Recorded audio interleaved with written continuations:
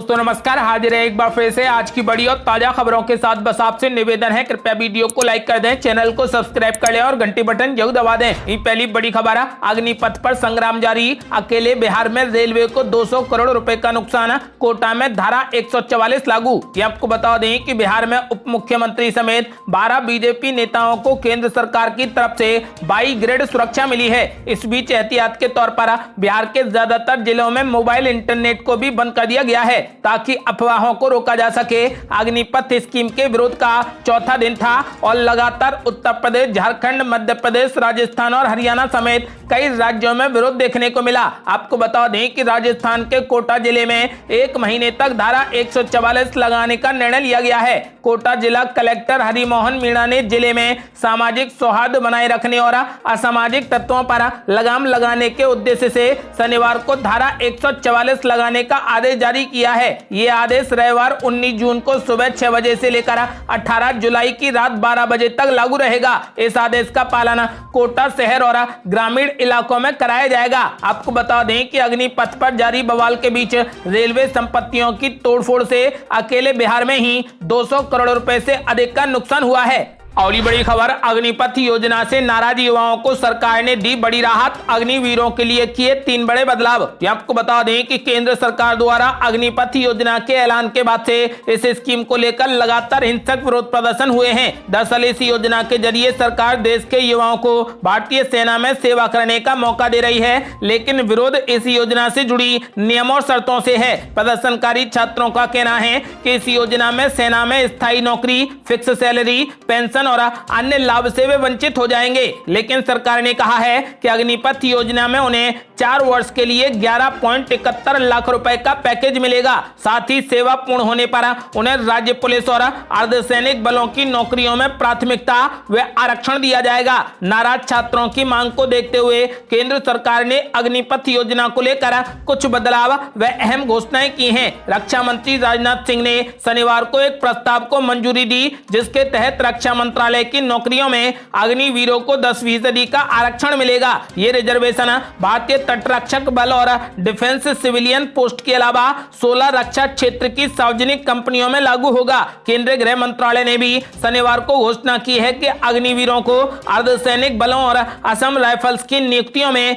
10% आरक्षण दिया जाएगा और आयु सीमा में भी राहत दी जाएगी। सेना में 4 साल की अपनी सेवाएं पूर्ण करने के बाद अग्निवीरों को यह लाभ मिलेगा। इसके अलावा इस साल अग्निवीरों की पहली बैच को आयु सीमा में 5 साल की छूट मिलेगी और अधिकतम उम्र 23 साल से बढ़कर 28 साल हो जाएगी। बता दें कि इस अग्निपथ योजना को लेकर देश के कई हिस्सों में पिछले 2 दिनों में जबरदस्त हिंसा हुई। विपक्ष समेत अन्य राजनीतिक दलों ने भी सरकार से इस योजना को वापस लेने को कहा है, लेकिन सरकार का कहना है कि यह योजना काफी विचार विमर्श के बाद लाई गई है।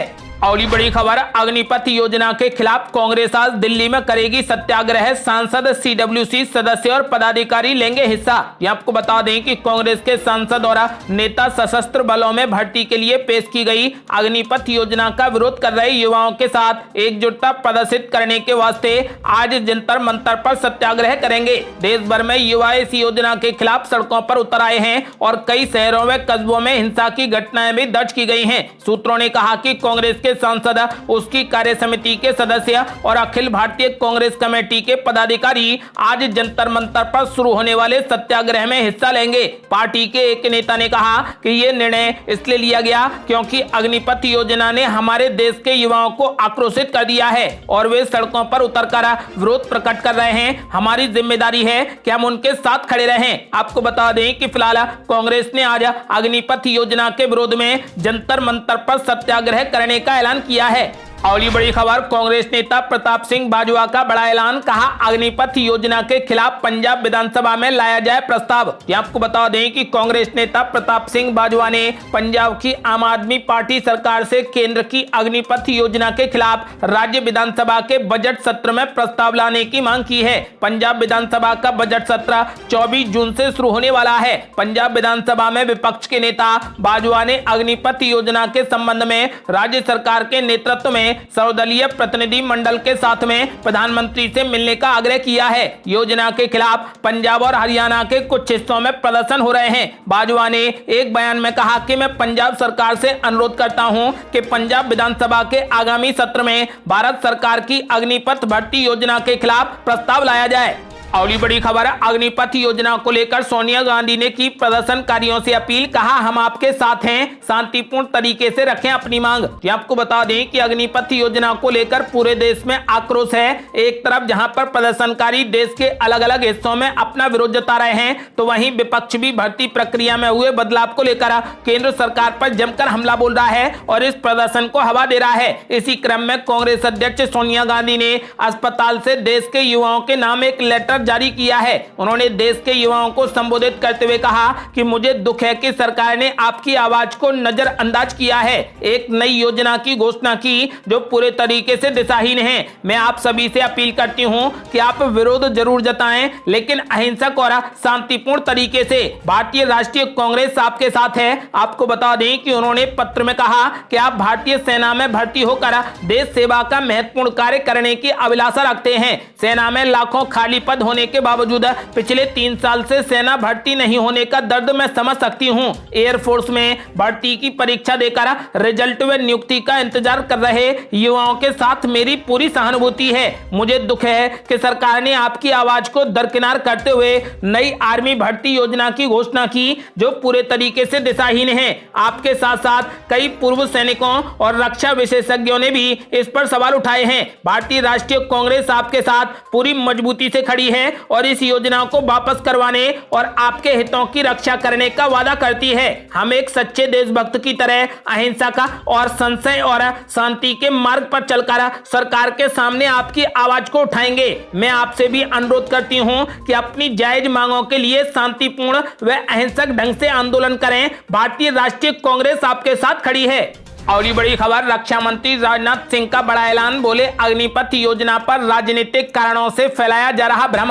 आपको बता दें कि अग्निपथ योजना को लेकर तेज होते विरोध प्रदर्शनों के बीच रक्षा मंत्री राजनाथ सिंह ने शनिवार को इसका बचाव करते हुए कहा कि पूर्व सैनिकों के साथ में व्यापक विचार विमर्श के बाद ये रिक्रूटमेंट स्कीम लागू की गई है। उन्होंने कहा कि योजना के संबंध में राजनीतिक कारणों से भ्रम फैलाया जा रहा है। रक्षा मंत्री ने कहा कि ये योजना सैनिकों की भर्ती प्रक्रिया में क्रांतिकारी बदलाव लाएगी। उन्होंने कहा कि योजना के तहत भर्ती कर्मियों को दिए जाने वाले प्रशिक्षण की गुणवत्ता से कोई समझौता नहीं किया जाएगा। राजनाथ सिंह ने TV9 मीडिया समूह द्वारा आयोजित एक सम्मेलन में कहा कि यह योजना सशस्त्र बलों की भर्ती प्रक्रिया में क्रांतिकारी बदलाव लेकर आएगी। कुछ लोग इसके बारे में गलतफहमी फैला रहे हैं। हो सकता है कि लोगों में कुछ भ्रम हो क्योंकि ये एक नई योजना है। रक्षा मंत्री ने कहा कि इस योजना को पूर्व सैनिकों के साथ में लगभग 2 साल तक विचार विमर्श करने के बाद लागू किया गया है और इस संबंध में आम सहमति के आधार पर निर्णय लिया गया है। और बड़ी खबर, अग्निपथ योजना के विरोध पर युवाओं से बोले वायुसेना प्रमुख, हिंसा करने के बजाय योजना के बारे में सही जानकारी लें युवा। आपको बता दें कि air chief marshal VR Chaudhary ने केंद्र सरकार के CAPF और असम राइफल्स में अग्निवीरों के लिए रिक्तियों को आरक्षित करने के फैसले को सकारात्मक कदम करार दिया है और विरोध करने वाले युवाओं से योजना के बारे में सही जानकारी इकट्ठा करने को कहा है। उन्होंने विरोध करने वालों से कहा कि हिंसा करने के बजाय योजना के बारे में अपनी शंकाओं को दूर करें। एयर चीफ मार्शल ने कहा कि ये एक बहुत ही सकारात्मक कदम है। जो लोग 4 साल के कार्यकाल के बाद सेवाएं छोड़ेंगे उनके लिए ये एक बड़ा आश्वासन है। मुझे यकीन है कि इसके बाद ऐसी कई अन्य घोषणाएं होंगी और जो मुद्दे युवाओं द्वारा उठाए गए हैं वे निश्चित रूप से शांत हो जाएंगे। बता दें कि गृह मंत्रालय ने शनिवार को घोषणा की है कि अग्निवीर सेना में अपने 4 साल के कार्यकाल के अंत में केंद्रीय सशस्त्र पुलिस बलों यानी PF और असम राइफल में शामिल हो जाएंगे। गृह मंत्रालय ने CAPF और असम राइफल में भर्ती के लिए अग्निवीरों को आयु सीमा में छूट की भी घोषणा की है। अग्निवीरों को निर्धारित अधिकतम प्रवेश आयु सीमा में 3 वर्ष की छूट देने का निर्णय किया है और अग्निपथ योजना के पहले बैच के लिए यह छूट 5 वर्ष करने की घोषणा की है। योजना को लेकर हो रहे विरोध के बारे में उन्होंने कहा कि हिंसा और आगजनी का सहारा लेने कोई समाधान नहीं है। अगर उन्हें संदेह है तो सैन्य स्टेशन, वायुसेना बेस और नौसेना बेस हैं, वे उनके पास जा सकते हैं और अपनी शंकाओं का पूरे तरीके से समाधान करवा सकते हैं। और ये बड़ी खबर, अग्निपथ योजना की तमिलनाडु के राज्यपाल ने की तारीफ, युवाओं को भड़काने का लगाया गंभीर आरोप। आपको बता दें कि अग्निपथ योजना को लेकर देश भर में विरोध प्रदर्शन जारी है। नाराज युवा और विपक्षी नेता जहां इस योजना को लेकर सरकार की आलोचना कर रहे हैं, इस बीच तमिलनाडु के राज्यपाल RN रवि ने इस योजना को क्रांतिकारी और परिवर्तनकारी बताया है। साथ ही उन्होंने विरोधी ताकतों द्वारा युवाओं को भड़काने की बात भी कही है। राज्यपाल RN रवि ने कहा कि कुछ विरोधी ताकतें हैं जो हमारी प्रगति को कमजोर करने की कोशिश कर रही हैं, वे नहीं चाहते कि ये देश ऊपर उठे। उन्होंने कहा कि सरकार के हर अच्छे कदम की व्याख्या नकारात्मक तरीके से की जाती है और हमारे युवाओं को भड़काया जा रहा है। अग्निपथ योजना हमारे युवाओं के लिए क्रांतिकारी और परिवर्तनकारी है। राज्यपाल रवि ने शनिवार को तूतीकोरिन में एक कार्यक्रम में कहा कि सरकार हमारे युवाओं के लिए अच्छा मंच तैयार कर रही है। और ये बड़ी खबर, केंद्रीय मंत्री अनुराग ठाकुर का बड़ा ऐलान, बोले हिंसा और उपद्रव मचाने से कुछ नहीं होगा, बताया अग्निवीरों के लिए सरकार का प्लान। आपको बता दें कि भारतीय सेना में भर्ती को लेकर केंद्र सरकार की अग्निपथ योजना के खिलाफ देश भर में विरोध प्रदर्शन जारी है। इस बीच केंद्रीय खेल मंत्री अनुराग ठाकुर ने प्रदर्शन कर रहे युवाओं से अपील की है कि वे हिंसा का रास्ता छोड़ दें। उन्होंने कहा कि अग्निपथ योजना युवाओं के हित में है और देश को सुरक्षित बनाने के लिए लिया गया बड़ा फैसला है। केंद्रीय मंत्री ने कहा कि इस प्रकार से हिंसा फैलाने और उपद्रव मचाने से कुछ भी नहीं होगा। उन्होंने विपक्ष पर निशाना साधते हुए कहा कि कुछ लोग अपनी राजनीतिक रोटियां सेकना चाहते हैं। अनुराग ठाकुर ने कहा कि खेल मंत्रालय भी अग्निवीरों को 4 साल की सेवा के बाद उनके लिए कुछ करने पर विचार कर रहा है। और ये बड़ी खबर, कांग्रेस ने मोदी सरकार पर बोला बड़ा हमला, कहा अग्निपथ योजना नोटबंदी जैसा फैसला, no rank no pension only tension. आपको बता दें कि देश में आर्मी में भर्ती को लेकर अग्निपथ योजना पर बवाल मचा है। देश के कई हिस्सों में विरोध प्रदर्शन किए जा रहे हैं। इस बीच कांग्रेस ने अग्निपथ स्कीम को लेकर एक प्रेस कॉन्फ्रेंस की। कांग्रेस नेता प्रमोद तिवारी, पवन खेड़ा और युवा नेता कन्हैया कुमार ने आर्मी भर्ती को लेकर अग्निपथ योजना की कड़ी आलोचना की है। कांग्रेस के वरिष्ठ नेता पवन खेड़ा ने कहा कि अग्निपथ योजना नोटबंदी जैसा फैसला है। प्रधानमंत्री जी बिना सोचे समझे नीतियां बनाकर लोगों के साथ में खिलवाड़ कर रहे हैं। उन्होंने अग्निपथ योजना को तुरंत वापस लेने की मांग की। वहीं कांग्रेस के वरिष्ठ नेता प्रमोद तिवारी ने अग्निपथ योजना को no rank no pension only tension बिना डायरेक्शन बताया है। उन्होंने कहा कि क्या वित्तीय बचत के लिए नौजवानों को शहीद कर देंगे, अपने हक की मांग कर रहे नौजवानों पर लाठियां बरसा रहे हैं। इस योजना को वापस लें, आखिर कितने नौजवानों की शहादत के बाद मानेंगे। कांग्रेस के युवा नेता कन्हैया कुमार ने कहा कि बिहार का बेरोजगारी दर दोगुना है, युवाओं से मौका छीना जा रहा है। उन्होंने तंज कसते हुए कहा कि पीएम हम लोगों को पिंजड़े में बंद चूहा समझते हैं, ये देश गांधी का देश है। उन्होंने कहा कि आर्मी भर्ती के खिलाफ अग्निपथ स्कीम को लेकर कांग्रेस आंदोलन का समर्थन कर रही है। इसके साथ ही कन्हैया कुमार ने युवाओं से हिंसा और आगजनी न करने की अपील भी की है। और बड़ी खबर, सुप्रीम कोर्ट पहुंचा अग्निपथ योजना का मामला, विरोध में हुई हिंसा की SIT जांच की उठी मांग। आपको बता दें कि तीनों सेनाओं में भर्ती के लिए केंद्र सरकार ने अग्निपथ योजना शुरू की है। इस योजना के विरोध में देश भर में विरोध प्रदर्शन और हिंसा की खबरें सामने आई हैं। अब कई राज्यों में हुई हिंसा और सार्वजनिक संपत्ति को नुकसान पहुंचाने की SIT जांच की मांग को लेकर सुप्रीम कोर्ट में याचिका दायर की गई है। जानकारी के मुताबिक वकील विशाल तिवारी की ओर से सुप्रीम कोर्ट में ये याचिका दायर की गई है। इस याचिका में योजना के राष्ट्रीय सुरक्षा और आर्मी पर पड़ने वाले प्रभाव की जांच के लिए सुप्रीम कोर्ट के रिटायर्ड जज की अध्यक्षता में एक एक्सपर्ट कमेटी बनाने की भी मांग की गई है।